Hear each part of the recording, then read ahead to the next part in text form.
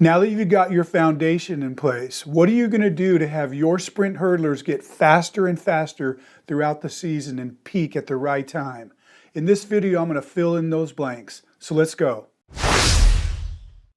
If you've seen my previous videos in this series, you know how to teach technique, you know how to organize practices, you've got a good warm-up, you know which drills to do, and you have a general idea that just teaching how to hurdle isn't going to get your athletes to the championship. To do that, you need to evolve the workouts throughout the season in order to keep them healthy and to give them endurance and the speed and the sharpness they need to get there. Just to recap how a session goes, you have your warm-up, your drills, your full speed work, then your off-speed work, and then your speed and conditioning.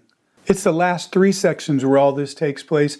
In this video, I'm going to cover the two hurdle sections, but for the speed and conditioning, that's some secret sauce. I'm going to save that for my hurdle training plan and my subscriptions. In the early season, avoid doing much speed work. I've learned this the hard way. That's a story for another time.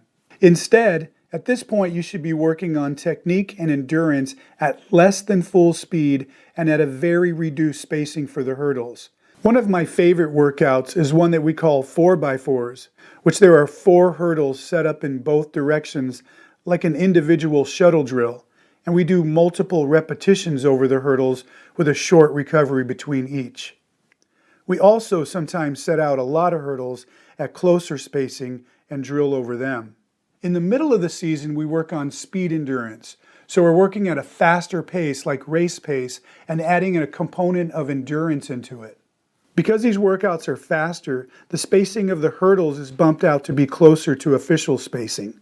Some of the workouts we do for this are multiple reps of about 4 hurdles with short rest between the reps. Another workout is to go over 3 to 6 hurdles and then complete it with a sprint to the finish line. The trick for these types of workouts is to not allow the athletes to get sloppy with their technique as they fatigue. For the end of the season, the focus is top speed and mental focus, sharpening the saw, full speed and near full spacing and height. Not a lot of repetitions and long rests between them so they're fully recovered for each.